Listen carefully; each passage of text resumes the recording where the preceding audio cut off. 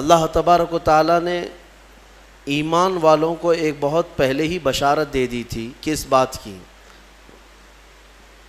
کہ اللہ تبارک و تعالیٰ نے وحی کے ذریعے سے اپنے حبیب صلی اللہ تعالیٰ علیہ وسلم کو یہ بتایا تھا کہ رومی مغلوب ہو جائیں گے۔ روم والے لوگ یہ جو عیسائی تھے، ایک وقت ان کا ایسا تھا کہ ان کی طاقت کے برابر کسی کی طاقت نہیں تھی، روم والوں کی۔ انہی کو رومی کہا جاتا ہے۔ آج بھی وہ روم کنٹری موجود ہے، عیسائیوں کا یہ ہیڈ کوارٹر ہوا کرتا تھا اس وقت، اور ان کا دارالخلافہ یا سمجھ لیں جہاں سے پائے تخت وہ روم سے ہی چلتا تھا۔ تو اللہ کے نبی صلی اللہ تعالیٰ علیہ وسلم جب ہجرت کر کے مکہ سے مدینے تشریف لے گئے، تو مدینے جب پہنچے میرے آقا صلی اللہ تعالیٰ علیہ وسلم، اس وقت یہ صورت نازل ہوئی ہے، اور جب کہ آپ کو پتہ ہے کہ چند ہی مسلمان ہیں، اور وہ بھی اس میں اکثر مسلمان غریب ہیں جن کے مال و متاع ویسے ہی مکہ والوں نے لوٹ لیے تھے۔ مدینے میں جانے کے بعد ان کے پاس گھر بھی نہیں ہیں، بڑے تجارت کے اسباب بھی نہیں ہیں۔ ان حالات میں اللہ تبارک و تعالیٰ اپنے رسول کو اگر کسی بات کی خبر دے رہا ہے تو دنیا کی سب سے بڑی طاقت کے بارے میں۔ مسلمان جب یہ بولنے لگ گئے کہ دنیا کی سب سے بڑی طاقت روم یہ شکست کھا جائے گی اور یہ مغلوب ہو جائیں گے، ختم ہو جائیں گے، تو مکہ والے ان کا مذاق اڑانے لگے۔ ان کو دیکھو ان کی حیثیت کیا ہے، یہ چھوٹے لوگ ہیں، غریب لوگ ہیں، اور بڑی طاقت کے بارے میں کہہ رہے ہیں کہ وہ مغلوب ہو جائیں گے۔ مثال کے طور پر اگر کوئی چھوٹے گاؤں کے رہنے والا آدمی بڑی بڑی طاقتوں کے ختم ہونے کی بات کہے تو دنیا اس کا مذاق اڑاتی ہے، یہ بظاہر دیکھا جائے تو۔ مکہ والے مشرکین صحابہ کا مذاق اڑانے لگے کہ یہ رومیوں کے بارے میں کہہ رہے ہیں، روم کی طاقت جانتے بھی ہو کہ کیا ہے؟ روم کے پاس لاکھوں کی فوج اور پورا ٹرینڈ لوگ ہوا کرتے ہیں، بہت کچھ ان کے پاس اسلحے اس زمانے کے، اور طاقت بھی، دولت بھی، سب کچھ ان کے پاس تھا رومیوں کے پاس۔ اور ادھر دیکھو تو صحابہ اکرام رضوان اللہ تعالیٰ علیہ مجمعین ایک کھجور پر پورا دن گزارا کر رہے ہیں، اسباب نہیں، کچھ نہیں۔ ان حالات میں جب وہ روم کے فتح کی بات کریں، روم کے مغلوب ہونے کی بات کریں، تو دنیا کی تو سمجھ میں نہیں آئے گا، دنیا تو مذاق ہی اڑائے گی۔ لیکن حالات نے دیکھا، چند سال گزرے، یہی مدینے کے وہ صحابہ جو پیوند لگے کپڑے پہنتے اور پیروں میں چپل تک نہ ہوتے، ان کا ٹھاٹے مارتا ہوا سمندر ملک روم تک پہنچا، اور روم کے تخت کو بھی الٹ کر کے رکھ دیا۔ ہاں، نکل کر کے صحرا سے جس نے الٹ دیا تھا تخت روما کو، اقبال نے کہا ہے نا، نکل کر کے صحرا سے جس نے الٹ دیا تھا تخت روما کو، سنا ہے قدسیوں سے میں نے کہ وہ شیر پھر ہوشیار ہوگا، اقبال نے کہا ہے۔ تو یہ وہی صحابہ کرام رضوان اللہ تعالیٰ علیہ مجمعین ہیں جن کو دیکھ کر کے مکہ والے مذاق اڑاتے تھے کہ ان کی حیثیت کیا ہے، لیکن انہوں نے دنیا کی سب سے بڑی طاقت سے ٹکر لیا، اور روم جو ہے شکست کھا کر بکھر گیا، کئی ٹکڑوں میں تقسیم ہو گیا، ان کے اندر آپس میں اختلافات بھر گئے۔ روم کی شکست ہوئی، اس کے بعد پھر ایران کی بھی شکست ہوئی، دو بڑی سپر پاور طاقتیں اس زمانے کی، ایک روم اور ایک ایران۔ روم کو ہی قیصر کہتے ہیں، ایران کے بادشاہ کو کسریٰ کہتے ہیں۔ قیصر اور کسریٰ اگر کہیں ٹوٹ کر کے گرے ہیں تو وہ محمد کے غلاموں کے قدموں میں گرے ہیں صلی اللہ تعالیٰ علیہ وآلہ وصحبہ وسلم۔ میرے عزیزو، یہ وہی صحابہ تھے جن کے بارے میں اقبال نے کہا تھا کہ کچھ بات تو ہے کہ مٹتی نہیں ہستی ہماری، صدیوں رہا ہے دشمن دور زماں ہمارا۔ اور پھر اقبال نے انہی کے لیے کہا تھا کہ تھمتا نہ تھا کسی سے سیل رواں ہمارا، کوئی روک نہیں پاتا تھا اس طوفان کو جو مدینے سے نکلا تھا، سارے خس و خاشاک بہا لے جائے، سارے ملک جو ہے ان کے زیر نگی ہو جائیں۔ پھر اچانک یہ زمانہ آیا کہ وہ سیلاب رک سا گیا ہے، ہاں اس کو کسی نے بند باندھ دیا ہے، ایسا لگتا ہے جیسے فالج ہو گیا، ہاں ایسا لگتا ہے جیسے کسی نے بہت تیز بریک لگا دیا۔ کون لگائے گا؟ خود ہی ہمارے اعمال ہیں، یہ ہمارے شامت اعمال کی وجہ ہے کہ ہمارے ٹائر چلنے سے اب رک چکے ہیں، قدم آگے بڑھنے سے اب رک چکے ہیں، جام ہو چکے ہیں۔ بس اس کا علاج وہی ہے جو صحابہ کرام نے محسوس کیا تھا، اور اس کو علاج کے طور پر ہی اقبال نے بتایا تھا، تمہارا علاج جو ہے صرف اتنا ہی ہے کہ محمد سے وفا تو نے، تو ہم تیرے ہیں، یہ جہاں چیز ہے کیا لوح و قلم تیرے ہیں، طریق مصطفیٰ کو چھوڑنا ہے وجہ بربادی، اسی سے قوم دنیا میں ہوئی ہے بے اقتدار اپنی، ہمیں کرنی ہے شہنشاہ بطحا کی رضا جوئی، وہ اپنے ہو گئے تو رحمت پروردگار اپنی۔ علاج بھی اسی میں ہے، سبب کچھ اور ہے جسے تو خود سمجھتا ہے، زوال بندے مومن کا بے زری سے نہیں، مال نہ ہونا یہ ہمارا زوال نہیں ہے، طاقت نہ ہونا، سیاست نہ ہونا، حکومت نہ ہونا یہ ہمارے زوال کا سبب نہیں، ہمارے زوال کا سبب وہ تم کو بھی معلوم ہے کیا ہے، سب کو معلوم ہے، سبب کچھ اور ہے جسے تو خود سمجھتا ہے، اقبال نے کہا ہے، اور چھپاتے کچھ اور ہو، بولتے کچھ اور ہو، کہتے ہو کہ ہمارے پاس ایجوکیشن کی کمی ہے، ہمارے پاس سیاست کی کمی ہے، طاقت کی کمی ہے، اسباب کی، سبب کچھ اور ہے جسے تو خود سمجھتا ہے، یہ اسباب نہیں۔ اگر یہی سبب ہوتا کہ طاقت کی کمی، اسباب کی کمی، تو پھر ان صحابہ کے قدموں میں سارے ملک کیوں گرے پڑے جا رہے تھے جن کے پاس بظاہر کھجور بھی کھانے کو نہیں تھی، پہننے کے کپڑے بھی نہیں تھے، اور لڑنے کی تلواریں بھی نہیں تھی، پھر کیوں ٹوٹی جاتی تھی ان کے قدموں پہ دنیا؟ سبب کچھ اور ہے جسے تو خود سمجھتا ہے، وہ سبب کیا ہے؟ وہی سبب ہے جس کو تم بھی بھلا بیٹھے ہو اور ایک زمانہ بھلا بیٹھا ہے، کہ نبی پاک صلی اللہ تعالیٰ علیہ وسلم کی وہی محبت جس کو اقبال نے کہا محمد کی محبت دین حق کی شرط اول ہے، اسی میں ہو اگر خامی تو سب کچھ نامکمل ہے، اسی میں ہو اگر خامی، یہیں جا کر کے خامی ہے۔ بہرحال رومی مغلوب ہو گئے، چند ہی سالوں کے بعد ملک روم ٹوٹ کر ختم ہو گیا، ان کی سلطنت جو ختم ہوئی تو پھر ویسی طاقت آج تک نہیں آ سکی، آج تک نہیں آ سکی، اور اسی طرح کسرا کی جو حکومت ختم ہوئی ایرانیوں کی، 14 صدیاں گزر گئی، آج تک دوبارہ پھر کوئی کسرا نہیں آیا، نہ کوئی قیصر آیا نہ کوئی کسرا آیا۔ کیوں؟ جو ضرب لگی تھی وہ نبی پاک کے غلاموں کی ضرب لگی تھی، جو ان کے قدموں میں ٹوٹ کر گر پڑے، پھر دوبارہ وہ طاقتیں آئی نہیں، اور میں کہتا ہوں انشاءاللہ قیامت تک نہیں آئے گی، قیامت تک نہیں آئے گی۔ میں آپ کو ایک خصوصیت بتاؤں سیدنا خالد بن ولید رضی اللہ تعالیٰ عنہ کی، آپ کی یہ اسپیشیلٹی ہے، حضور صلی اللہ علیہ وسلم کے صحابہ میں ایک صحابی سیف اللہ، اللہ کی تلوار ان کو کہا گیا، پتہ ہے آپ کو حضرت خالد بن ولید رضی اللہ تعالیٰ عنہ نے تقریباً 9 سال کے اندر 125 جنگیں لڑی، 125 جنگیں، اور جب وہ جنگ میں لڑنے کے لیے حاضر ہوتے، میرے عزیز و کڑیل جوان بھی تھے، ان کی تلوار، ایک تلوار 35 کلو کی ہے، اور ڈھال جس سے وہ اپنے آپ کو روکتے تھے وہ 40 کلو کا ہے، اور پھر اس کے بعد پھرتیلا پن اتنا کہ وہ تلوار ایسے گھومتی جیسے ان کے ہاتھ میں کچھ ہے ہی نہیں۔ جنگ موتا ایک جنگ ایسی ہے جس میں حضرت خالد بن ولید کہتے ہیں 9 تلواریں میرے ہاتھ سے ٹوٹی ہیں، 9 تلواریں ایک کے بعد دیگرے ٹوٹتی گئی، پھر دوسری لی، وہ ٹوٹی پھر تیسری لیا۔ اب وہ کس انداز سے، کس جذبے سے وہ میدان میں جمے رہتے ہوں گے۔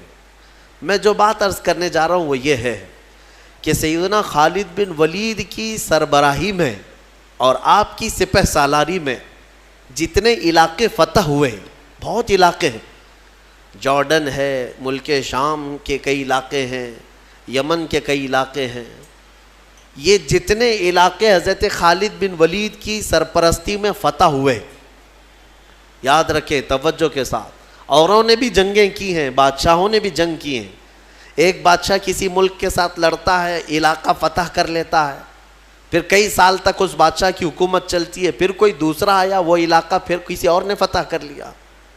ہوتا رہا ہے نا. ہندوستان پر ہی کئی مرتبہ کون کون حملے کیے، کس کی حکومت چلی، پھر وہ حکومتیں ختم ہوئی، پھر کوئی اور آیا، پھر کوئی اور آیا، یہ سلسلہ چلتا رہا ہے. لیکن خالد بن ولید رضی اللہ تعالیٰ عنہ کا ریکارڈ ہے کہ جو علاقے آپ کے زمانے میں فتح ہوئے، 1400 سال گزر گئے، آج تک وہ علاقہ پھر کسی اور کے پاس نہیں گیا.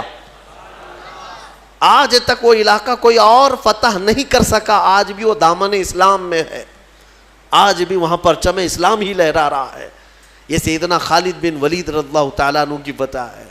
بہرحال میں بات جو عرض کر رہا تھا وہ یہی ہے کہ نبی پاک صلی اللہ تعالیٰ علیہ وسلم کے غلام بظاہر اسباب کچھ نہیں تھے، لیکن انہوں نے پوری دنیا کو اپنی طاقت کا لوہا منوا کر رہے ہیں.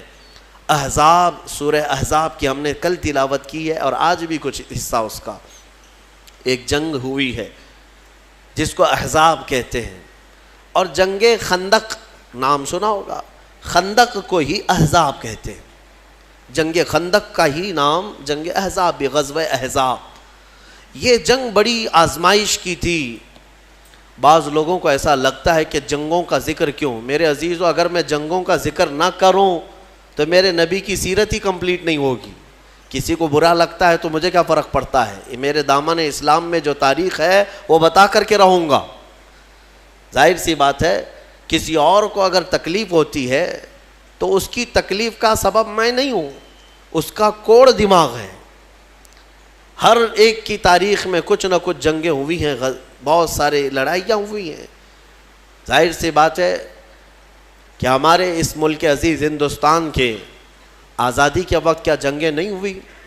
اگر انگلینڈ والے، برٹش لوگ بولنے لگ جائیں کہ نہیں آزادی کے قصے مت سناؤ، ہمیں برا لگتا ہے، تو ہم کیا کریں؟ ہم تو انگریزوں کو مار بھگائے نا، انگریزوں کے خلاف جنگ ہوئی ہے. اب انگریز اگر یہ کہنے لگ جائے کہ نہیں آزادی کے قصے مت سناؤ، ہمیں برا لگتا ہے، تو ان کے برا لگنے سے میں اپنے ملک کی آزادی کے قصے سنانا نہیں چھوڑوں گا. یہ میرا اپنا حق ہے. دین اسلام کے ابتدا میں جن ظالموں نے اسلام کے خلاف کوششیں کی اور ان کی ہرزہ سرائیوں کو اور ان کی دشمنیوں کو کیسے زیر کیا میرے نبی کے غلاموں نے، یہ سنانا میرا حق ہے اور ہر مسلمان کا حق ہے. کیونکہ جو بھی سازشیں ہوتی رہی ہیں ان کو سنانا یہ بچوں کے لیے یہ نہیں ہے کہ ہم جنگجو بنا رہے ہیں، بلکہ ہم اپنی عظیم روشن تاریخ ان کے سینوں میں منتقل کر رہے ہیں. اور حق کسے کہتے ہیں، باطل کسے کہتے ہیں، یہ سمجھانا ہر باپ کی ذمہ داری ہے. احزاب، یہ جنگ بھی جو ہوئی ہے، خندق، مشرکین کے ساتھ لڑائی ہوئی، دشمنوں کے ساتھ. ایک بات میں آپ کو بتاؤں، پہلے بھی میں نے عرض کیا ہے، حضور پاک صلی اللہ تعالیٰ علیہ وسلم اور ان کے صحابہ مکہ والوں کو چھیڑ کر کے لڑنے کے لیے جاتے تھے یا مکہ والے لڑنے کی تیاریاں کیا کرتے تھے؟ الزام ہے نا آج بہت سارے لوگ کہ یہ جنگیں کرتے تھے. اس کی میں ایک وجہ بتاتا ہوں آپ کو. آپ اگر سینس رکھتے ہیں، تھوڑی بہت عقل رکھتے ہیں تو خود سمجھ لیں گے. اگر ہبلی، اللہ نہ کرے، ہبلی شہر ہے اور بیلگام شہر ہے، دو بڑے شہر ہیں، دونوں شہر کے کچھ لوگوں کے درمیان لڑائی ہو گئی یا کچھ معاملات ہو گئے. ہبلی کے آس پاس میں اگر لڑائی ہوئی ہے تو آپ کیا کہیں گے اس چیز کو؟ عقل والے سمجھتے ہیں بیلگام والے لڑنے آئے تھے یا ہبلی والے گئے تھے؟ وہ لوگ 100 کلومیٹر دور سے سفر کر کے یہاں آئے ہیں، اسی لیے قریب میں لڑائی ہوئی. اور اگر اس شہر کے قریب میں لڑائی ہوتی تو آپ پر الزام ہوتا کہ آپ گئے تھے لڑنے کے لیے. بات صحیح ہے. اب جتنی بھی جنگیں آپ دیکھیں گے، جنگ بدر، جنگ احد، جنگ خندق، یہ سب مدینے کے آس پاس ہوئی ہیں. اس کا مطلب یہ ہے کہ صحابہ نہیں جاتے تھے، مکہ والے لڑنے کے لیے آتے تھے. کیڑے کم تھوڑی نہ تھے، مار کھاتے تھے، مرتے تھے، پھر آتے تھے. حضور پاک صلی اللہ تعالیٰ علیہ وسلم اور صحابہ کو چھیڑنا ان کی عادت تھی. جنگ خندق بھی جو ہوئی ہے وہ کہاں ہوئی؟ مکہ میں نہیں ہوئی، مدینے کے آس پاس. مدینے سے صرف 5 کلومیٹر کا فاصلہ ہے. یہ مکہ والے پوری تیاری کر کے 12,000 لوگوں کو جمع کر کے لائے تھے. اتنا بڑا لشکر کہ جنگ احد کے بعد یہ تیسری جنگ تھی. ان کا حوصلہ تھوڑا بڑھ گیا تھا, مدینے والوں کو ماریں گے.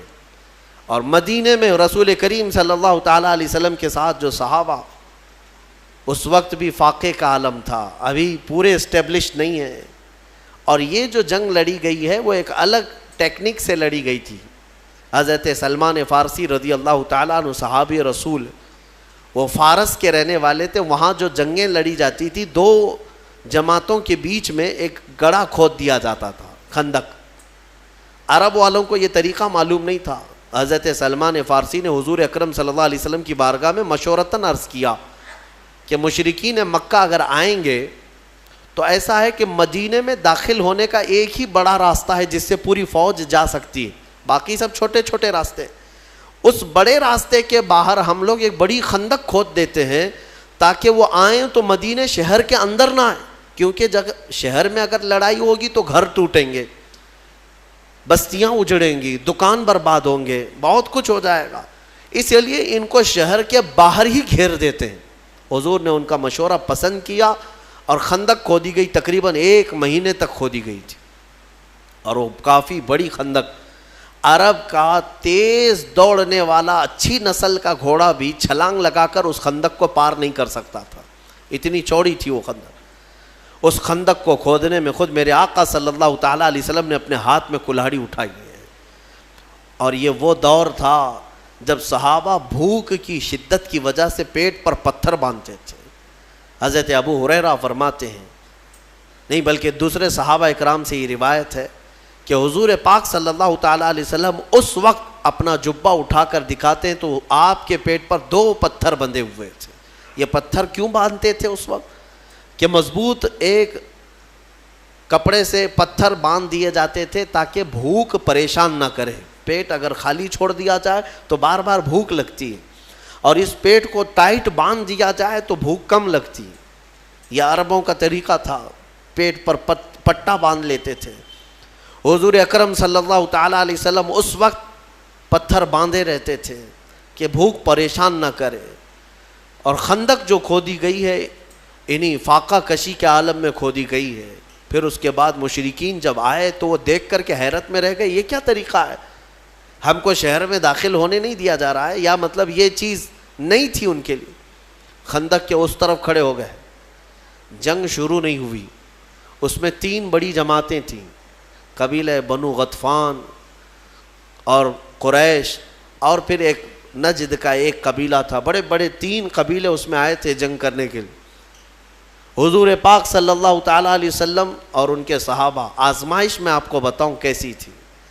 مدینے والے اس وقت جتنے تھے سب کے ساتھ میرے آقا صلی اللہ علیہ وسلم نے ایگریمنٹ کیا تھا, جو یہودی ہیں عیسائی ہیں سب کے ساتھ, کہ حملہ مدینے پر ہو رہا ہے, لہٰذا ہم ساتھ مل کر کے لڑیں گے, شہر کی حفاظت ضروری ہے.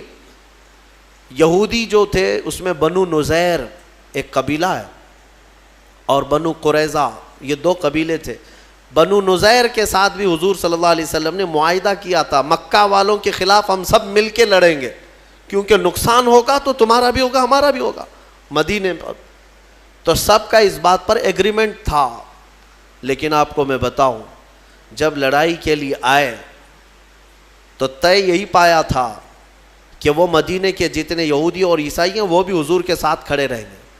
لیکن ان ظالموں نے کیا کیا, حضور اکرم صلی اللہ تعالیٰ علیہ وسلم کے ساتھ آئے نہیں میدان میں, چند اپنے لوگوں کو بھیجا اور اپنے سارے قلعے میں یہودی بیٹھ کر میٹنگ کرنے لگے, اور حضور پاک کی ساری تیاریوں کی خبریں مکہ کے کافروں کو دینے لگے. مشرکین یہ دھوکے باز تھے, حضور پاک صلی اللہ علیہ وسلم کی ساری خبریں مکہ والوں کو پہنچانے لگے. انہوں نے دھوکہ دیا, خدا کیا, غش کیا, یہ ساری چیزیں ہوئی. اب جو حضور کے ساتھ تھے اس میں کچھ منافقین بھی آئے ہوئے تھے, اور وہ موسم کی سختیاں دیکھنے لگے. ایسی ہوائیں تیز چلی کہ لوگوں کا کھڑا ہونا مشکل تھا وہاں. ہنالک ابتلی المؤمنون وزلزلوا زلزالا شدیدا, اللہ فرماتا ہے یہ وہ جگہ تھی جب مومنوں کو آزمایا گیا اور انہیں بہت اچھی طرح سے ہلا دیا گیا تھا. وَإِذْ يَقُولُ الْمُنَافِقُونَ, اور اس دن منافق یہ کہہ رہے تھے, کیا کہہ رہے تھے؟ ارے ہمارے گھر میں عورتیں خالی ہو گئی ہیں, چھت اڑ گئی ہیں, اور ہم کو جانا ہے مدینے میں. یہ کہہ کر کے حضور کو چھوڑ کر چلے گئے.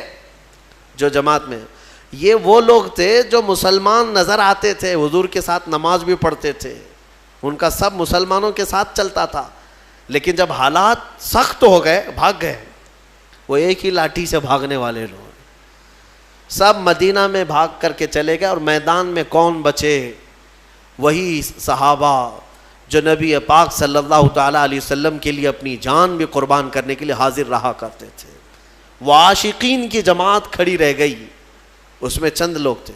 اب مجھے بتائیے, منافقین چھوڑ کر مدینے گئے, یہودی دھوکہ دے کر کے میٹنگ کر رہے ہیں مدینے میں بیٹھ کر, اور سامنے 12,000 کا لشکر ہے مشرکین کا, اور خندق ہے, اور صحابہ کے پاس کھانے پینے کو کچھ بھی نہیں ہے. ایک رات ایسی بھی آئی, ایک رات کہ وہ مشرکین وہاں بڑے بڑے جانور ذبح کر کے بھون رہے تھے, گوشت کھا رہے تھے, روٹیاں پک رہی تھیں. ظاہر سی بات ہے ادھر کے کھانے کی خوشبو ادھر بھی آتی ہوگی. اور ادھر صحابہ کا حال یہ تھا کہ 10 صحابہ میں 4 کھجوریں گھوما کرتی تھی. 10 صحابہ میں رات کے وقت صحابہ کھڑے رہ جاتے اور ان کے کھانے پینے چل رہے ہیں.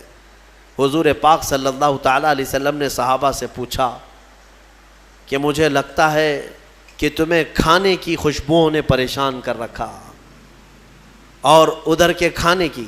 میں ایک بات بتاتا ہوں, حضور اگر خیمے میں آرام کر رہے ہوں, گھر کے اندر ہوں, ایک بھی کوئی صحابی ادھر سے ادھر گیا ہو 2 روٹیاں مانگنے کے لیے یا 1 بوٹی مانگنے کے لیے کہ میاں ہمیں بھی تھوڑا سا کھانا پانی دے دو, لنگر بٹتا ہے تو کیسے بھیڑ لگ جاتی ہے, ایک صحابی بھی گیا ہو, تاریخ میں ڈھونڈ کر کے نکالو, ایک صحابی سے بھی آپ نہیں دکھا سکو گے.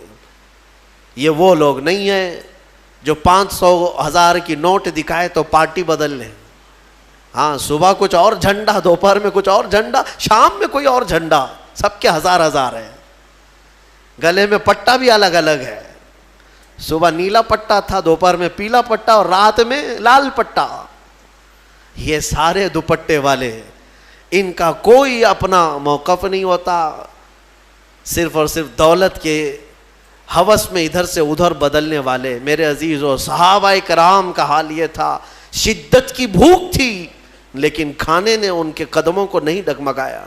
حضور پاک نے جب پوچھا تو صحابہ عرض کرتے ہیں, یا رسول اللہ صلی اللہ تعالیٰ علیہ وسلم, ہم میں سے کوئی اس میدان میں کھانے روٹی بوٹی کے لیے نہیں آئے, ہم تو اپنی جانیں آپ کے قدموں پہ لٹانے آئے ہیں. صحابہ اکرام کا وہ جذبہ تھا. اس کے بعد ہوا کیا, ایک صحابی کی وجہ سے پوری جنگ پلٹ گئی. حضرت نعیم, یہ ادھر کے خیمے کے تھے, ایمان لے آئے. حضور پاک صلی اللہ علیہ وسلم کے چہرے جمال جہاں آرا کو دیکھ کر وہ بے قابو ہو گئے, خندق کراس کر کے آئے, ایمان لے آئے. اور پھر حضور پاک صلی اللہ تعالیٰ علیہ وسلم سے اجازت لے کر کے واپس اسی خیمے میں گئے. ان تینوں قبیلوں میں جو تھے, بڑے بڑے جو 3 قبیلے تھے, ان کے تینوں کے درمیان کچھ نہ کچھ چل رہی تھی باتیں. ظاہر سی بات ہے, لیڈ کون کرے گا, آگے کون جائے گا, اس میں بہت سارے جھگڑے ہوا کرتے ہیں. ان کے اندر اتحاد نہیں تھا. حضرت نعیم رضی اللہ تعالیٰ عنہ نے اسی کمزوری کو ان کے محسوس کیا, اور تینوں قبیلوں کو برابر اپنی اپنی جگہ پر لگایا. قبیلہ بنو غطفان سے انہوں نے کہا کہ تم تو بیوقوف بنے جا رہے ہو, قریش جو ہے اپنے مجاہدین اور اپنے سپاہی پہلے نہیں اتاریں گے, پہلے تمہارے اتاریں گے. اور بنو نجد محمد صلی اللہ علیہ وسلم سے معاہدہ کر چکے ہیں, ہاں وہ تو ختم کرنے والے ہیں, جنگ میں لڑیں گے نہیں. ان سب میں آپس میں ہی یہ شک تھا کہ ہم سب دھوکے میں تو نہیں آ گئے. تینوں قبیلوں کے درمیان ایسی باتیں ہو گئی کہ دوسرے دن اٹھ کر کے سب لڑنے لگے کہ تمہارے پہلے اتارو, تمہارے پہلے اتارو. اس لیے کہ ان کو یہ شک ہو گیا تھا کہ اگر یہ قبیلہ اپنے سپاہیوں کو نہیں اتار رہا ہے تو اس کا مطلب ہے دال میں کچھ کالا ہے. وہ قبیلہ بھی یہی سمجھ رہا تھا کہ یہ کیوں نہیں اتار رہے ہیں. ان تینوں کے درمیان ایسی پھوٹ پڑی کہ وہ آپس میں لڑ پڑے.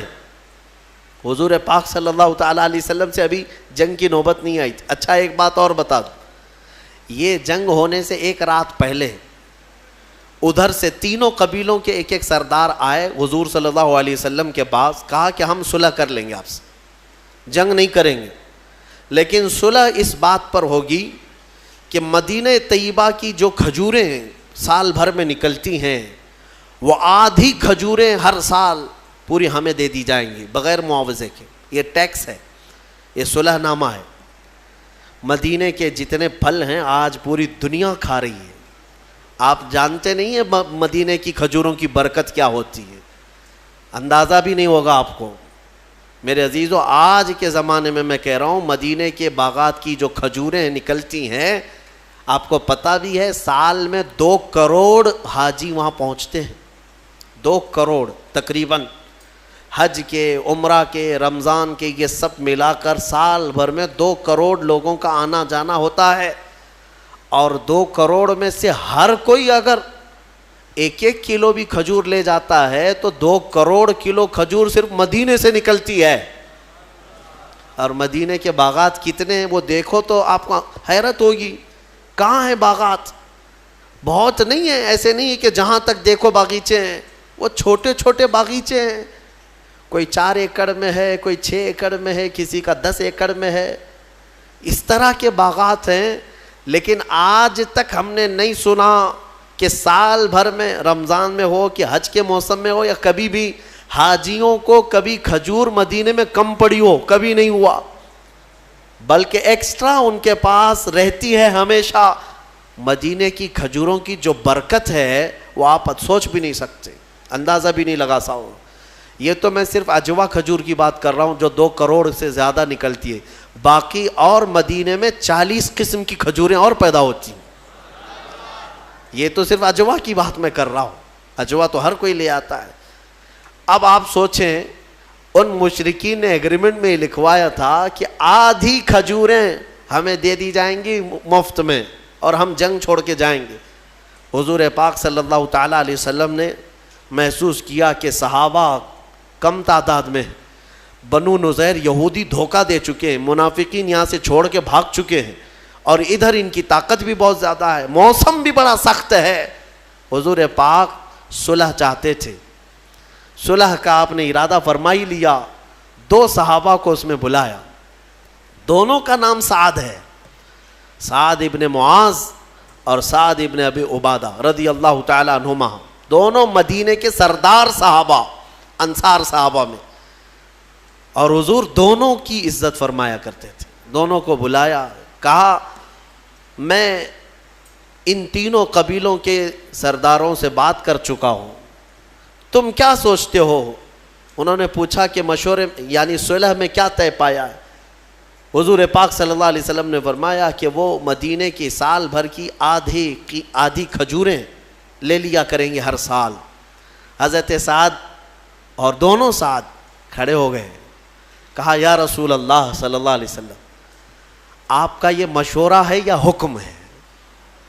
حکم ہے تو اسے ٹالا نہیں جا سکتا. اگر آپ مشورہ فرماتے ہیں تو ہمیں اجازت ہے. حضور پاک صلی اللہ علیہ وسلم نے فرمایا نہیں, میرا حکم نہیں ہے, میرا مشورہ ہے صلح کرنے کا. تو وہ دونوں صحابہ اٹھے اور وہ ایگریمنٹ کا جو پیپر تھا اس کو اٹھائے اور پھاڑ دیا. حضرت سعد اس دن کہتے ہیں یا رسول اللہ صلی اللہ تعالیٰ علیہ وسلم, جب ہم کفر میں تھے, جب ہم مشرک تھے, تب ان خبیثوں کو ایک کھجور نہیں دیتے تھے, اور آج دولت ایمان ہمارے پاس ہے اور آدھی کھجوروں کی بات کی جاتی ہے. یعنی مدینے کے آدھے, ہم زمانے کفر میں ایک کھجور نہیں دیتے تھے اور آج دولت ایمان ہمارے پاس ہے, اور رسول پاک صلی اللہ علیہ وسلم کی سربراہی ہمارے ساتھ ہے, تو پھر آدھی کھجوریں دینا وہ بھی ان لوگوں کے لیے کیا معنی رکھتا ہے؟ انہوں نے پھاڑ دیا. میرے آقا مسکرائے ان کی بات پر. یہ نہیں ہے کہ رسول کے خلاف ہو گئے, بلکہ حضور ان کے جذبے کو دیکھ رہے تھے. اس کے بعد وہی سعد ہیں جن کو کافروں نے اسی جنگ میں تیر مارا تھا تو حضرت سعد کی پیشانی پر لگا تھا اور خون کا فوارہ جاری ہو گیا اور ان کے ہاتھ بھی کٹ گیا تھا حضرت سعد کا تیر سے، اور حضور پاک صلی اللہ تعالیٰ علیہ وسلم خود ان کا ہاتھ اپنے ہاتھ میں پکڑے رہے. حضرت سعد کا پورا خون اچھل کر میرے آقا کے چہرے پر لگتا تھا. حضور اکرم صلی اللہ علیہ وسلم اس صحابی کو اس قدر محبت فرمایا کرتے تھے. اب سنیے، دوسرے دن ہوا وہی جو حضرت سعد نے چاہا تھا کہ یہ لڑنے کی طاقت ہی نہیں تھی بلکہ آپس میں گتھم گتھا ہوئے ایک دوسرے سے لڑ پڑے، اور ایسا لڑے کہ ان کے تینوں قبیلوں کے جانور بدک گئے. کسی کو ان کا گھوڑا لے کر بھاگتا تھا، کسی کو ان کا اونٹ لے کے بھاگتا تھا. پورے میدان میں تتر بتر ہو گئے. جنگ کا نقشہ جو ہے آپس میں جنگ میں تبدیل ہو گیا.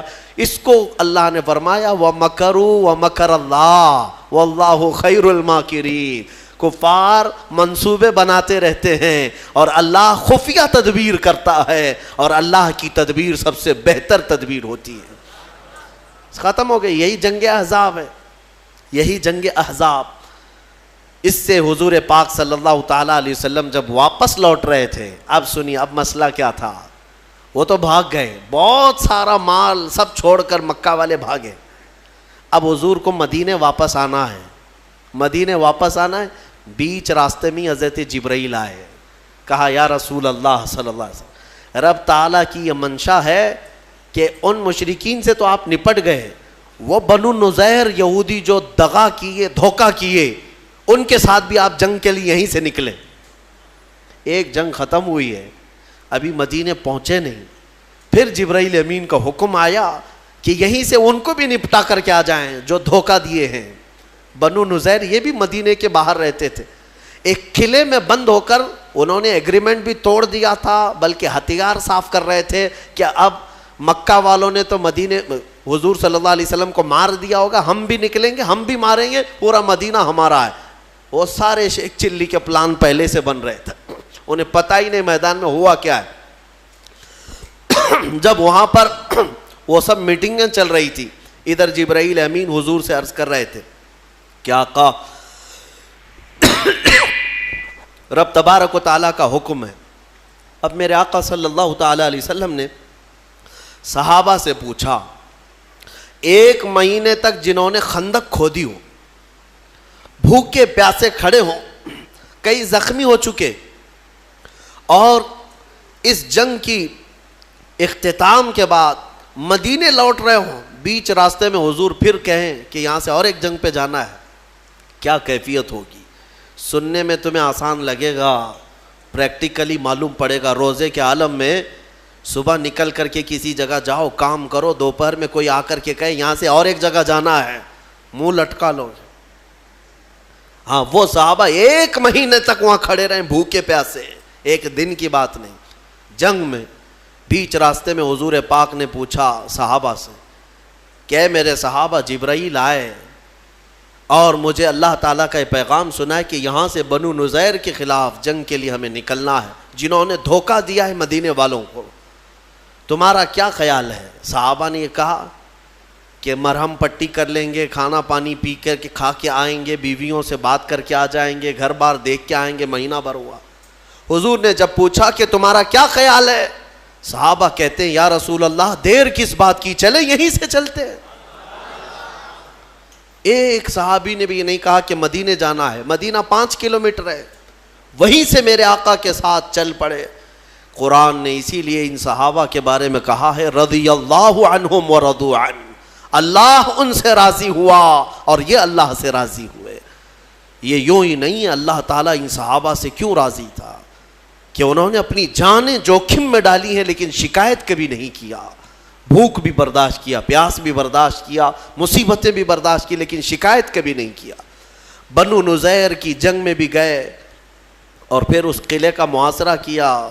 وہ تو میاں مٹھو بنے ہوئے پہلے سے پلان بنا رہے تھے، ان کو ایسا لگ رہا تھا ہم مار ڈالیں گے، کاٹ ڈالیں گے، ختم کر ڈالیں گے. حضور پاک باہر کھڑے صحابہ کے ساتھ، ان کو بلایا آ جاؤ. انہوں نے کہا ہم جنگ کریں گے. حضور پاک صلی اللہ علیہ وسلم کی طرف سے حکم ہوا کہ ہم جنگ نہیں کرنا چاہتے، تم آ جاؤ، تم سب نے دھوکہ دیا، ایگریمنٹ توڑے. اندر سے ان لوگوں نے پلان بنا کر کے یہ کہا کہ چلو لڑتے ہیں جتنے ہیں. کیا لڑ پاتے محمد عربی صلی اللہ علیہ وسلم کے ان شیروں کے ساتھ. نیچے آئے, دوپہر تک نہیں ہوئی کہ سب کے سب وہیں ڈھیر ہو گئے. کئی قیدی بن گئے اور کئی مارے گئے, اور اس کے بعد اس علاقے کو, اس اڈے کو بھی ہمیشہ کے لیے ختم کر دیا گیا, بنو نذیر کو. اب مدینہ طیبہ میں نبی پاک صلی اللہ تعالیٰ علیہ وسلم کی اسی سلطنت کا اسٹیبلشمنٹ ہوا جو آج تک ہمارا مرکز اسلام ہے.